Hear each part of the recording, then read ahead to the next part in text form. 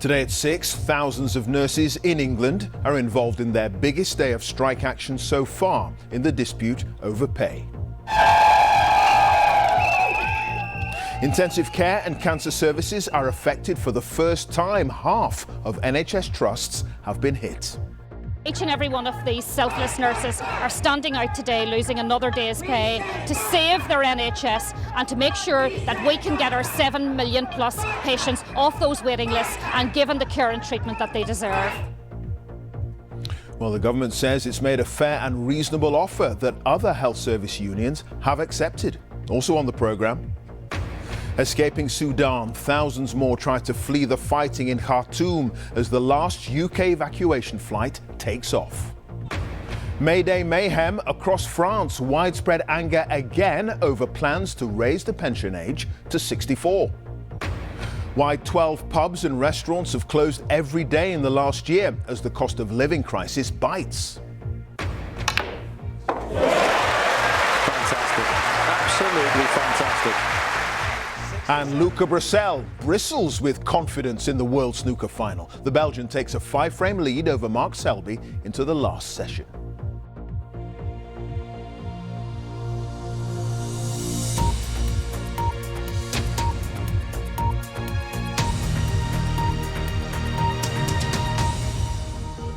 Good evening. Thousands of nurses in England are involved in their biggest day of strike action so far. The Royal College of Nursing wants the government to increase its latest pay offer, which the strikers say amounts to a real terms cut in salaries. About half the health trusts in England are affected by today's industrial action, but the RCN has guaranteed a minimum level of cover for intensive care and trauma units. A quarter of the trusts involved have also been given extra exemptions for services like transplant and cardiac care, which means strikers can be called in for emergencies. Now, this latest 28-hour action ends at midnight, with the government saying its pay offer is fair and reasonable. Here's our health correspondent, Sophie Hutchinson. They say cut back, we say fight back. Nurses on the picket line once again. No NHS cuts. Determined to have their voices heard in this dispute over pay and conditions. I've been a nurse now for 15 years and it's just got worse and worse. The staffing is cut, our pay is cut, but patient care is always excellent. But we just strive and we give and we get nothing back. We're on strike because I have seen over my entire career of more than a decade in the NHS a progressive decline in the quality of care that me and my colleagues have been able to provide. Today's industrial action by the Royal College of Nursing went further and deeper than their previous strikes this year. We'll be there to care for you. Although minimum safe cover was guaranteed, half of all trusts in England were affected and all of their services had at least some nurses walk out. This is the nurses' most significant strike yet, an indication, they say, of their profound discontent.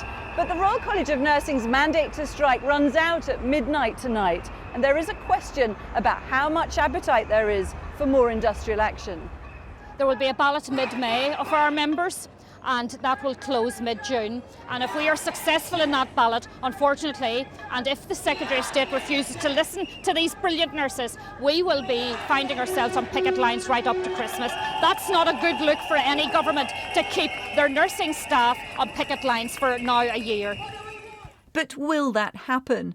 Today's strike by the RCN came after they rejected a government offer of a 5% pay rise for this year and a one-off payment to top up last year's salary.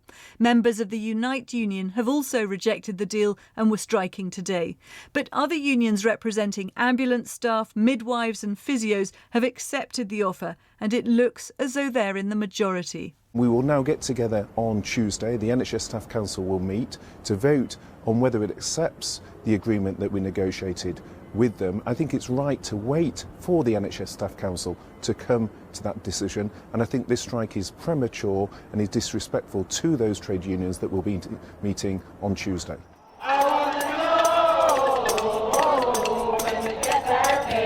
If a majority of unions do agree to the deal, the government has said it will introduce it for all, including the nurses, no doubt in the hope of preventing future strikes. Sophie, there is a big meeting taking place tomorrow involving other health unions. Now, they've accepted the government's pay offer. Where does that leave the RCN, which is on strike as we speak? Well, look, the truth of the matter is the Royal College of Nursing can decide to continue its fight for a better pay deal if it so chooses. It doesn't need the backing of any other union. To do that, of course, to go on strike again, it would need another mandate. But it does look as though they're in the minority, along with the Union Unite, in rejecting that 5% pay offer from the government. The other major unions, Unison, the GMB, the midwives and physios, have all agreed. They all make up a group called the NHS Staff Council, and they're the ones meeting with ministers tomorrow. Now, it does look likely that they will say to ministers, yes, a majority of us want to take that pay deal, and if so, the government will then impose that pay deal. If it does, I guess the question is, does this change the mood within unions who've rejected the deal when their members are actually then getting a pay increase? And with the RCN, when it ballots again, that will be a national ballot. That's notoriously harder to get. So could that be it for the strikes is the question. There are, of course, the junior doctors, and their pay dispute is far from over. Sure. OK. Sophie, thank you. Sophie Hutchinson there. The United Nations is sending its top aid official to Sudan to help coordinate relief efforts after warning the humanitarian situation is reaching breaking point. Fighting continues in the capital Khartoum following the failure of the latest ceasefire, and thousands of people continue to try to leave the country. An extra evacuation flight for British nationals from Port Sudan on the Red Sea has left in the last hour, while those unable to leave by plane are taking boats across to Jeddah in Saudi Arabia, from where our Africa correspondent Andrew Harding has sent us the very latest.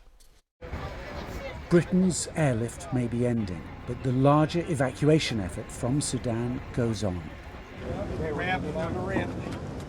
This morning, an American Navy ship docked in Jeddah, Saudi Arabia, having crossed the Red Sea overnight, bringing some 300 foreign nationals to safety. A cluster of different consular officials ready to greet their citizens on the dockside. Exhausted families, including more than 20 British nationals, recounting their experiences. It was scary, terrifying. There's a few shells that hit the house. Your own house? Yes, on the roof of the house. A few neighbours, a girl, she was 16 years old, broke bullet in the house, killed her. Killed her? Yeah.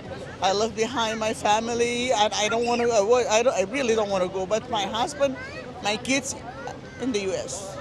In a few days, it's going to be really bad because there is nothing to eat. There is no water. There is no electricity. It's really damaged.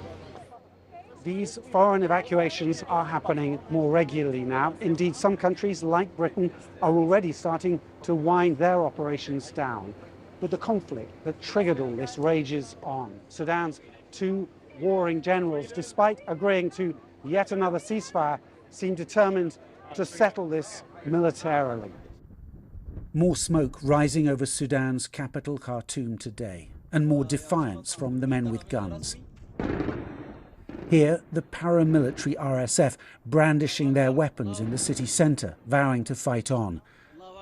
Against them, Sudan's top brass, with the army commander here at the head of the table. And this is where the stubborn rivalry between these groups is dragging one of Africa's biggest countries. Footage of food queues in Khartoum.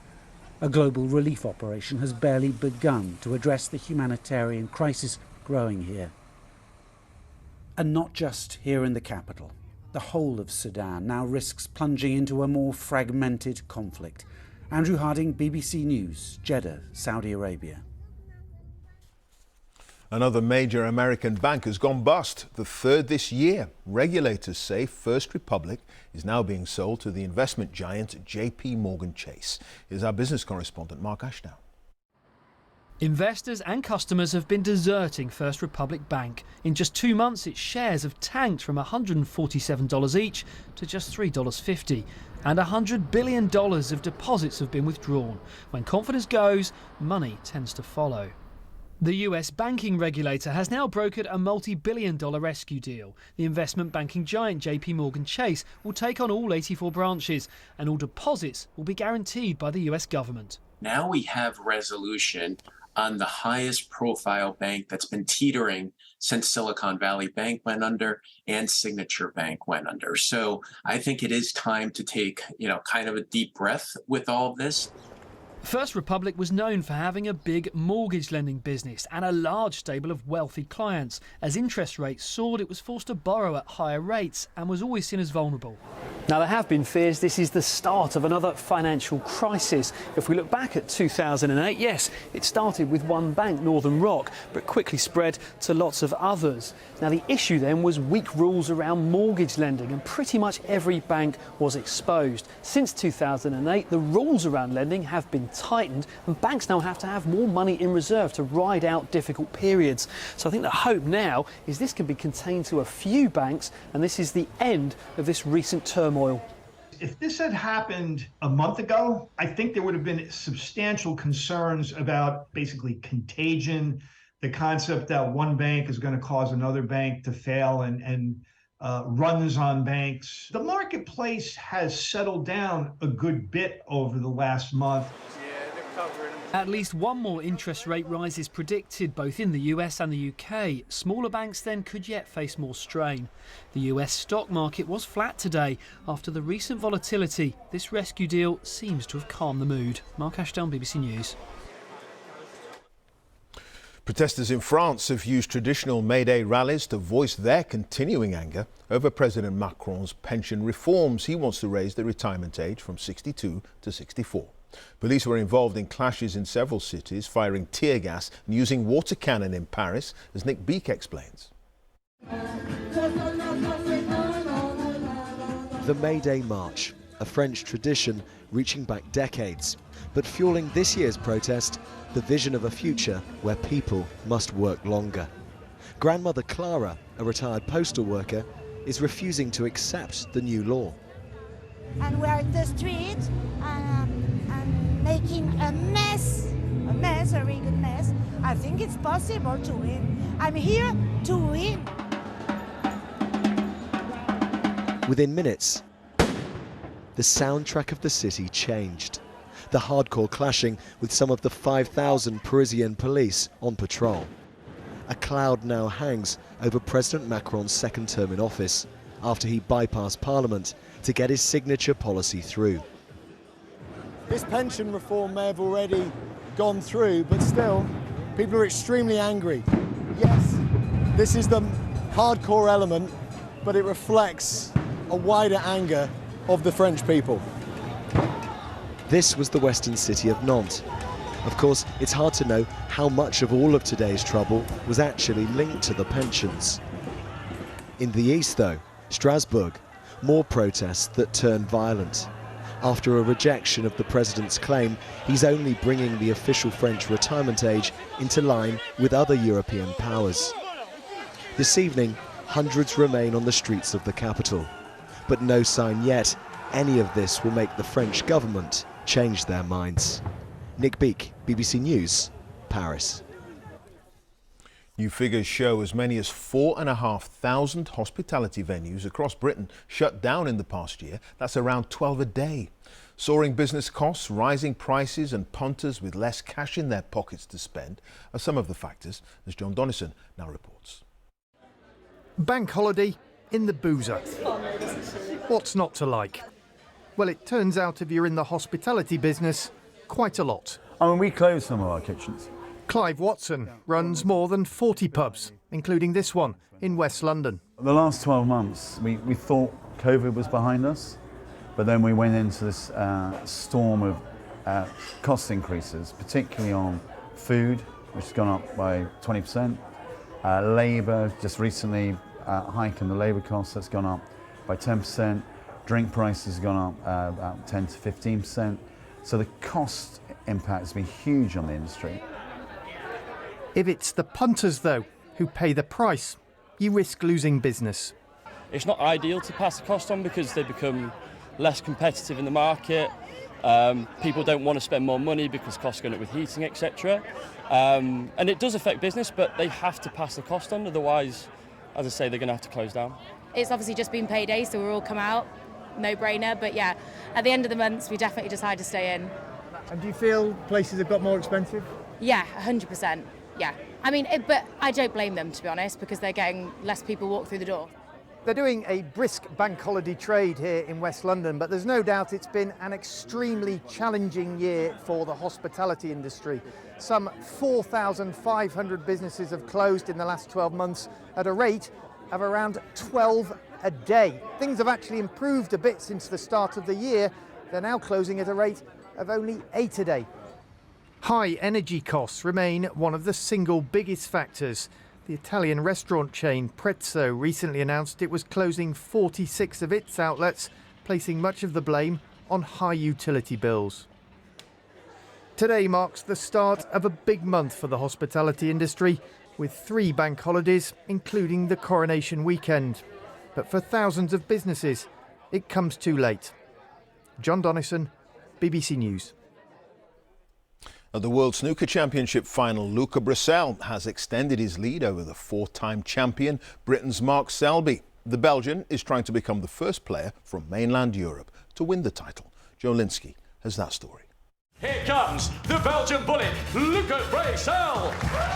This year in snooker, the man to beat is Luca. Belgium's Luca Brecel could see this sport's finish line, 9-8 up in the World Championship final, but up against Mark Selby. He's won this title 4 times before, but Brecel's theme for the fortnight has been to take on the best. Before this year, he'd not been past the first round. Now, with century breaks and sensational shots, he could go all the way. Brecel won the first 4 frames of this penultimate session, but Selby can do comebacks. Wonderful shot. He's here off the back of a break from the game where he took time out for his mental health. Last night he made a 147 maximum, and yet still so far it's not been enough. What a pot this would be. Brecel could be the first man from continental Europe to win this prize. He'll resume tonight with a 15-10 lead, 3 frames away from making this his year. Joe Linsky, BBC News.